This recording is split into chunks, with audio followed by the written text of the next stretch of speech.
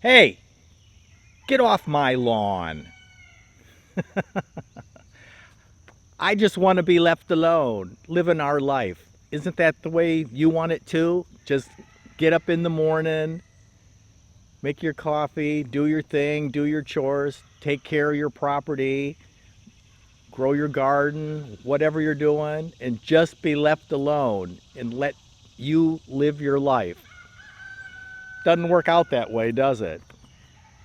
We got a little tax assessment letter here. So let's talk about that goofiness of trying to just live your life alone.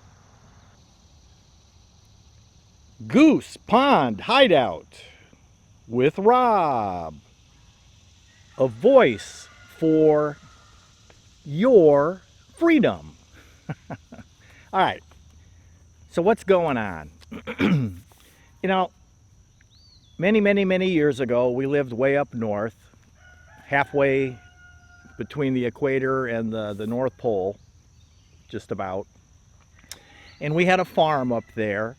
And, it was a good farm. It was hopefully going to be one of those expanded, extended family kind of things like people are talking about today. And this was decades ago. And I saw the writing on the wall. Our property taxes at that property were going up about 10% or close to it, maybe 8% every single year. Every year it would, if it was $2,000, the next year it was $2,200 and on like that. And it was a big piece of property with a big house. And, also in the state and the community, the values of people were changing. The internet was coming online. The world was getting smaller with the technology. And I knew that wasn't the way that we were going to want to live, or we might not even be able to live in those situations. And that's why we bought the sailboat. We sold the house and sold everything and moved on to our sailboat. And we lived on our sailboat for 9 years. And the thought there was, if you're someplace and you don't like the people that are around you, or the politics changes, or whatever, you untie the dock lines, fire up the iron jenny on the sailboat, off you go, raise the sails to new shores and new places. And, we were happy with that. But the reality we came to in that lifestyle was you can't grow your own food. You're still dependent on the system, unless you like to eat a lot of fish or something like that. You still got to grocery shop, you still got to buy propane, you still got to buy diesel fuel, even with the sailboat. And, you don't use much fuel, but you use some, and generating your electricity and stuff. So, and then getting older, we realized getting up and down and through raising the sails and everything, that was going to be a challenge for us. So then we bought this homestead, and we did a lot of research here on the homestead. Hey, Tater, don't bug me now. We did a lot of research on the homestead, and we thought that we picked a place that basically nobody else would want to live, right? That was one of the things we looked for.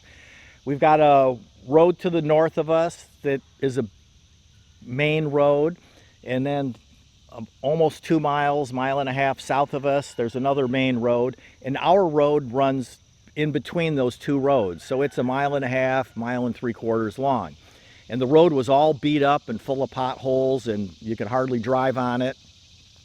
When we moved here, we had no cell service. We had to get in our car and drive 2 to 3 miles. We sat in the church parking lot when we wanted to use our cell phones. It was really quiet here. And that was about, 10 plus years ago. Our property taxes were hardly anything at all. And we lived a nice, quiet, get off my lawn, leave us alone lifestyle. And, the thing there for maybe 7 years, that's the way it was. And then what happened in 2020, and things changed a lot. People from around the country decided they want to move to this area, and all of a sudden, we now, in the last 3 or 4 years, we've got 3 new neighbors. We've got new neighbors to the north of us.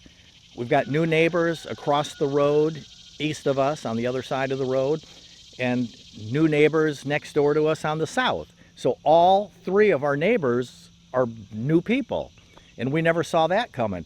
Thankfully, they're great neighbors. They're really good people. We lucked out in that the people that moved here are great people. Tater, go on. Go on, Tater. Go on. Cats. And yeah, go play with Daisy.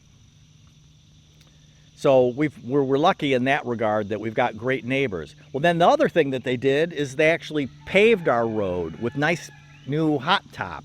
So, and the road is straight.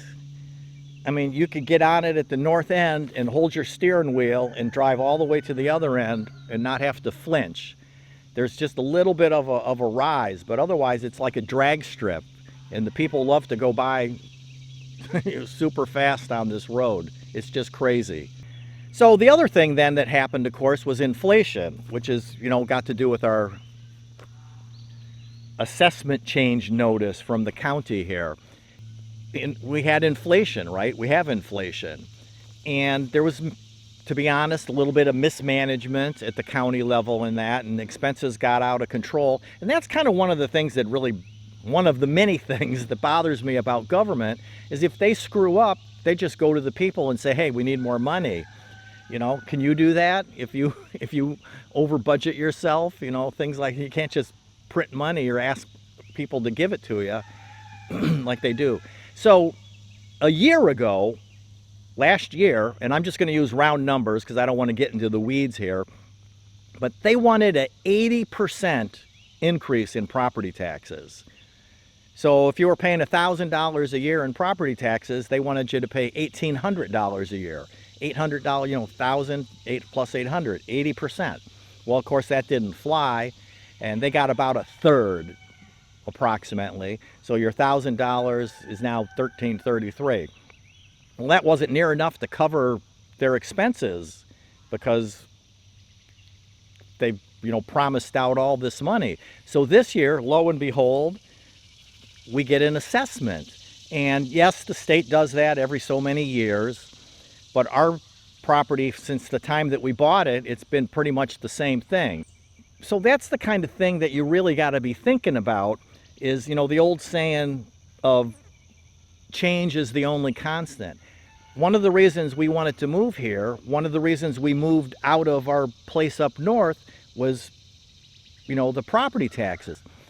And too many people are getting priced out of their properties.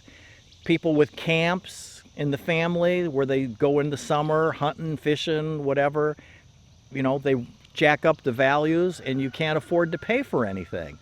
So those are the kinds of things that you want to be thinking about when you're looking for your property, and try to have that crystal ball to see into the future of what's going to happen. Now the difference for us, here on our homestead, whether our property taxes are $800 or $1,500, it's not going to make or break the bank. We're not going to have to sell to leave, but you never know. What if it keeps going up? What happens if it's $4,000 a year or $5,000? I know people that are paying $10,000 a year property taxes. I mean, that's in my mind just crazy, and we couldn't do that. So be thinking about those things when you're looking for your property, and know that you're going to pay taxes. So how big your property is, how remote, the farther out you get where nobody wants to live, but things change. Change is the only constant, and other people don't have any consequences to their decisions, but you do have consequences. So be thinking about that.